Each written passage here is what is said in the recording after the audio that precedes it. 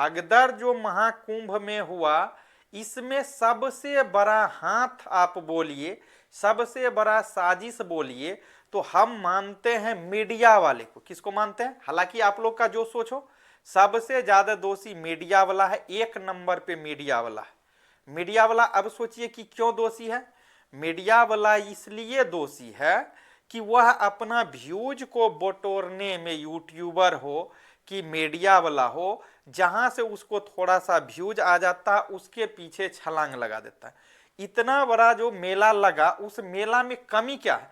Media का काम क्या है? जहां कुछ गलती हो रही है उस गलती को बता देना, उस गलती को दिखा देना।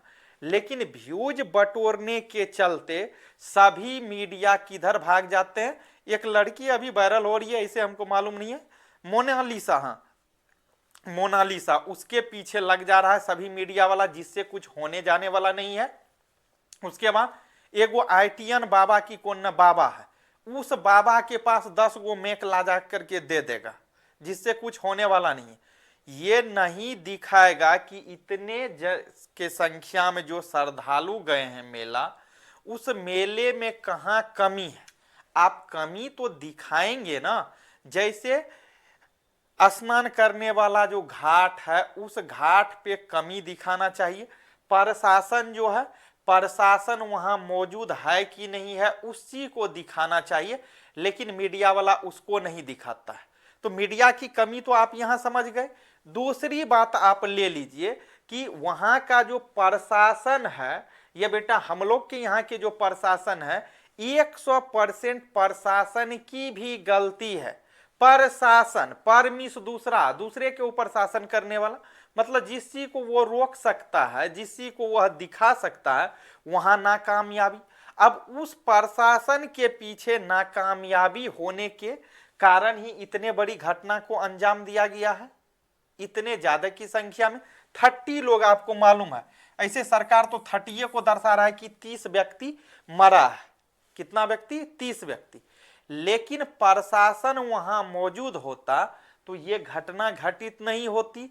तो आप महाकुंभ में स्नान करने के लिए जाते हैं, लेकिन उस महाकुंभ में स्नान करने के लिए क्या किया गया?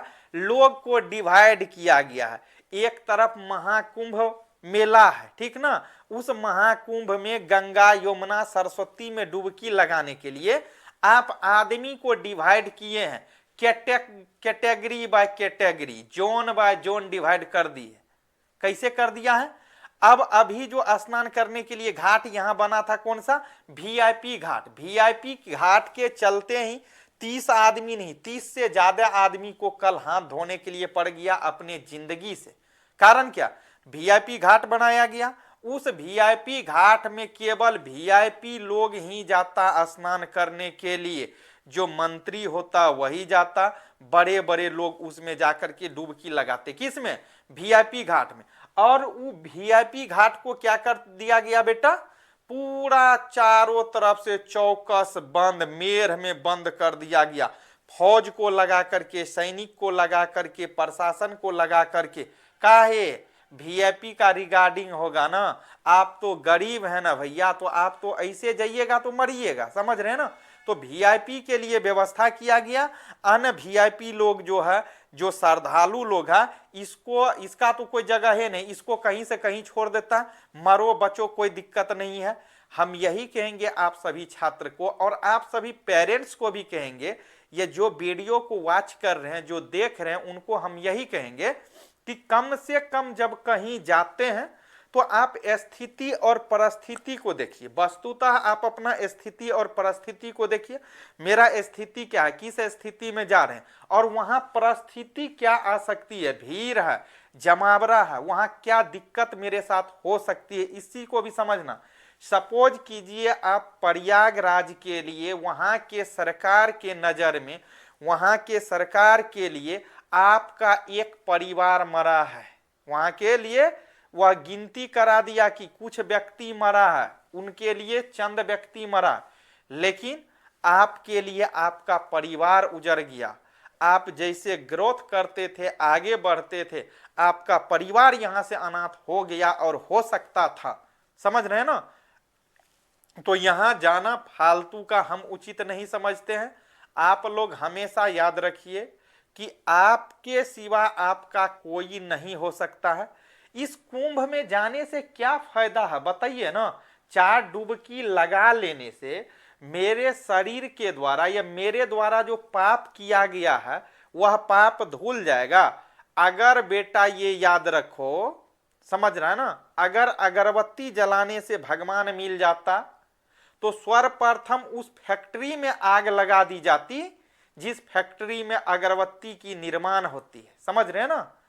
और अगर गंगा नहा लेने से पाप का शुद्धिकरण हो जाता, पाप धूल मिल जाता, तो घर में बहुत कम ही आदमी मिलते, अभी सबसे ज्यादा वो गंगा भरा रहता आदमी से, समझ रहे हैं ना।